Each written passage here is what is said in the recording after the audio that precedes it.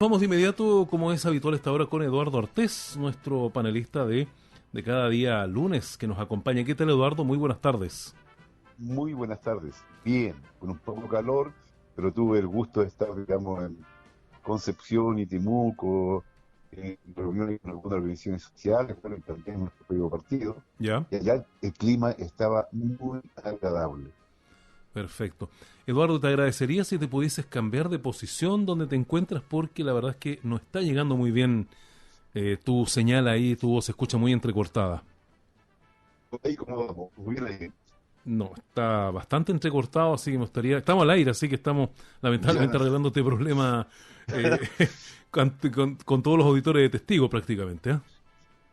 esas son cosas cuando son en directo, así, pues. ¿Y ahora cómo se está? No, ahí tenemos lamentablemente ahí un problema. Uh, Estamos bastante complicados ahí, se escucha muy entrecortado, eso es lo que tenemos. Pero bueno, tratemos de hacer la conversación a ver si en el transcurso de la entrevista se arregla un poco la calidad de la señal, ¿te parece? Ojalá que sí, pues hagamos el empeño. Bien, bueno, vamos a partir primero, Eduardo, con algunos temas que han continuado siendo la tónica de esta semana y de este año prácticamente, como es el aumento sostenido que ha tenido el costo de la vida, que incluso hemos visto en redes sociales, como tú mismo has ido comentando esto en distintas áreas, en distintas dimensiones. Eh, bueno, y la verdad es que tú mismo señalas que echas de menos medidas importantes para mitigar el aumento del costo de la vida. Cuando hablas de medidas que echas de menos y que no se han implementado, exactamente cuáles son esas que tú señalas. Claro, mira, hay una cuestión que es objetiva. Hemos llegado al 13% de aumento en los precios y ya está señalado un reajuste de un 12%, que ya significa quedar por debajo porque hemos perdido unos meses. Y con un 13 ya no hay posibilidad. Y fíjate con una cosa que acaban de dar la información que estamos en el aumento de los alimentos, de precios, un 24%, de los cuales prácticamente todos son importados o en su gran mayoría. Ahí donde está el problema central. Ese es el nudo central de todo, porque al no tener la capacidad de producir los alimentos y los artículos de consumo en nivel interno, toda la crisis internacional y todo lo que está sucediendo golpea indiscutiblemente en el plano interno y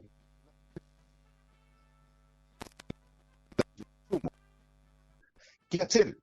Es la pregunta que uno se dice. Bueno, en lo inmediato, el gobierno tendría que tener una política de regulación y fijación de precios, así de sencillo.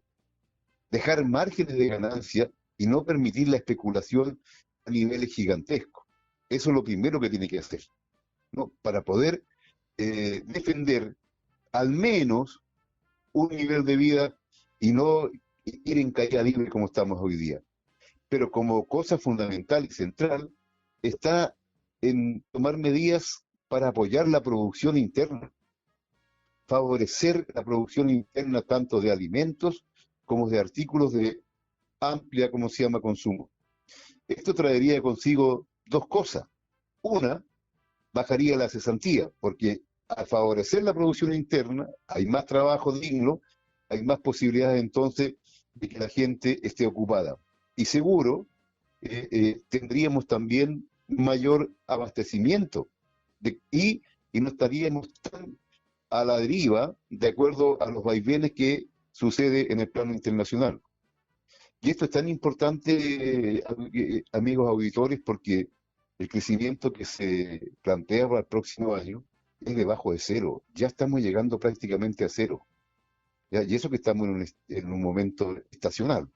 ¿Ya? Que hay sí una reactivación por la estación de verano, en fin, etcétera. ¿Ya? Pero esto es indiscutiblemente que flor de un día. Entonces, fijación de precios ahora y regulación, esa es una cuestión inmediata.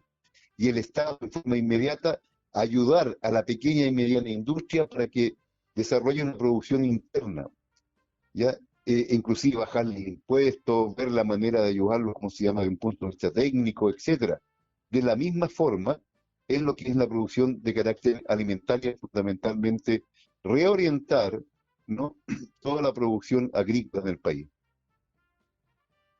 Bueno, sin duda son las medidas que tú has echado de menos, pero definitivamente nada de esto, ninguna señal ha indicado que nada de esto se vaya a implementar ni en el corto, ni en el mediano, ni en el largo plazo.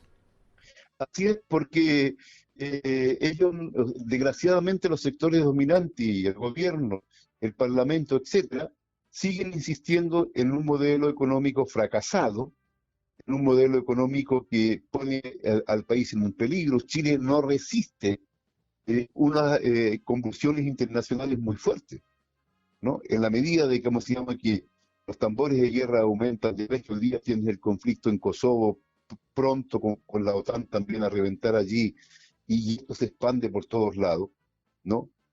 Simplemente las dificultades para el comercio exterior van a ser cada vez mayores.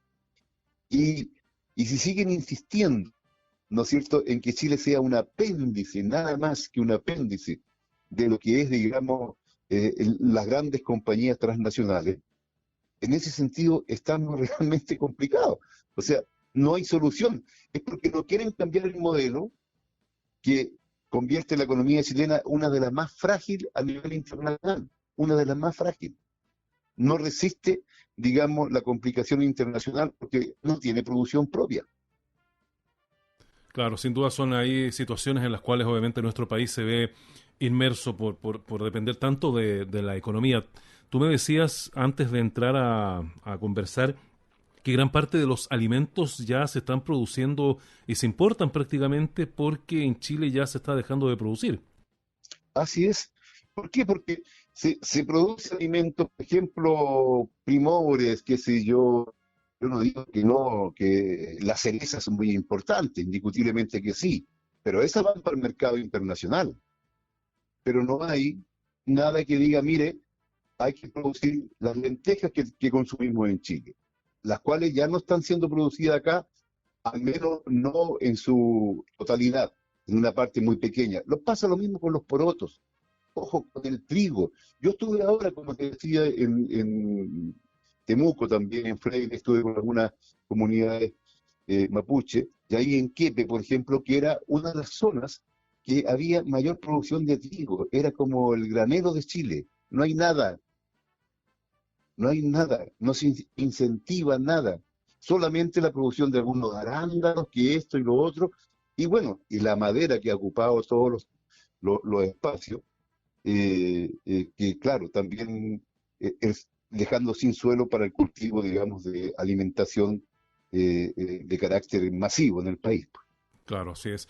Bueno, les recuerdo que hasta ahora a las 5 con 14 minutos estamos a esta hora en la tarde chilena desde San Antonio, conversando con Eduardo Artés, que siempre nos acompaña los lunes en nuestro espacio. Eduardo, vamos a cambiar un poco de tema porque hace ya algunos días se ha venido y en varias partes se han hecho actividades con relación a la 74ª 74º aniversario de la Declaración Universal de los Derechos Humanos que fue impulsada por Naciones Unidas en su momento y que hoy día obviamente en varios lugares se ha hablado de esto. Y bueno, también en Chile han habido reacciones tanto a nivel de ONGs como también organizaciones culturales y también a nivel de gobierno. ¿Cómo has visto todo esto? Sobre todo porque tú has sido bien crítico de la forma en que el Estado de Chile se ha manejado con el tema de los derechos humanos.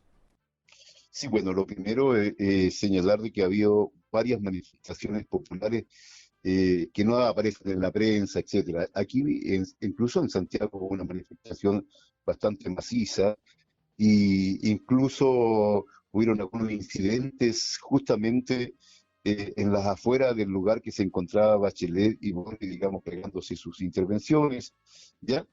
Eh, Así que bueno, estaba muy movido. ¿Por qué pasa esto? Porque todavía hay un manto de impunidad. No, no olvidemos nosotros que tenemos ese acuerdo que hay de no dar a conocer todo, hasta no después de 50 años. ¿Ya? O sea, cuando ya no quiere a nadie a quien juzgar, de verdad. Pero dejando eso un poco de lado, lo que más ha destacado en estos días es que se da justo en el momento que todavía están en huelga de hambre comuneros de la CAM, 9 comuneros.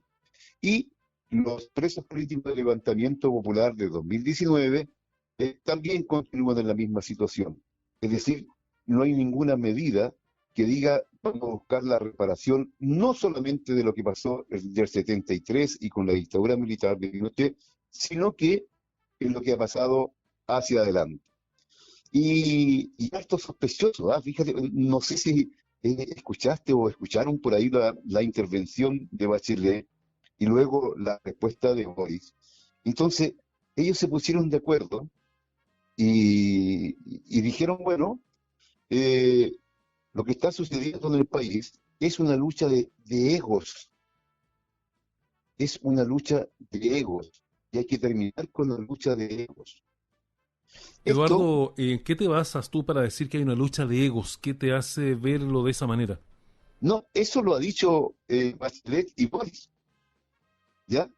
Ahora, esa es la constatación de que todos son lo mismo, porque es una lucha entre ellos, quién lleva la manija, ¿ya?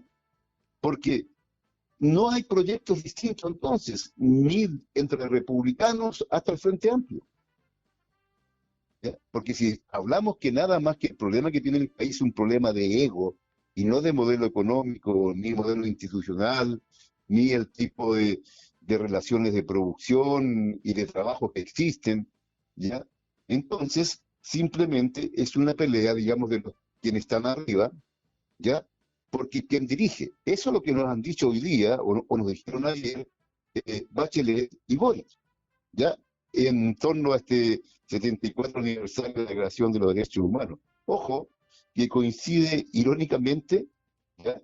Con el aniversario, digamos, de la muerte de Pinochet, del 2006, exactamente, ¿cierto? El día 10 de diciembre, ¿no?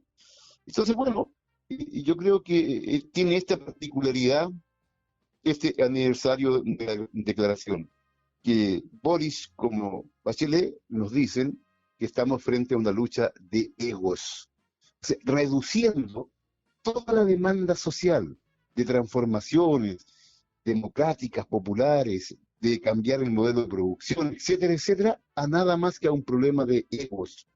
Es muy brutal.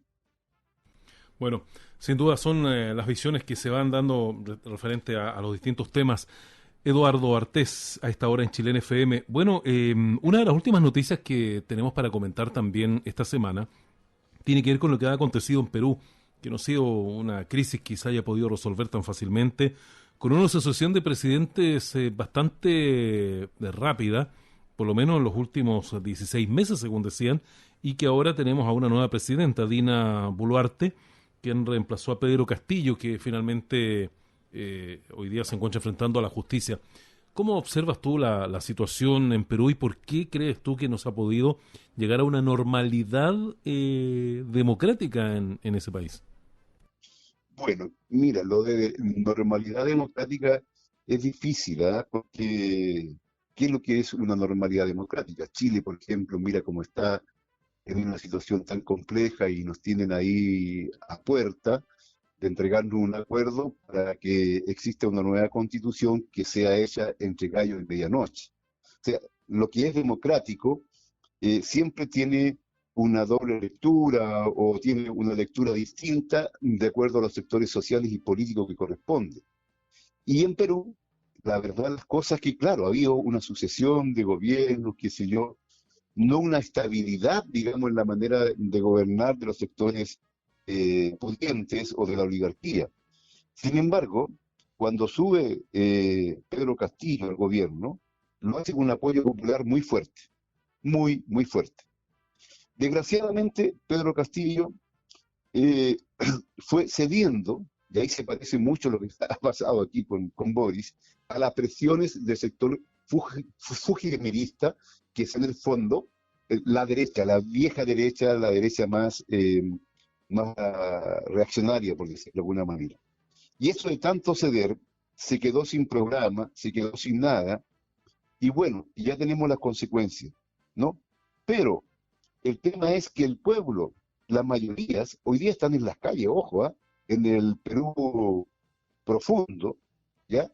Hay en este instante toma de aeropuertos, hay más de 4 muertos, ya con enfrentamientos, los mineros artesanales y todos se han tomado la Panamericana, se han tomado, digamos, distintas ciudades, ya no han llegado todavía ellos a Lima, le queda muy lejos, pero van en esa dirección.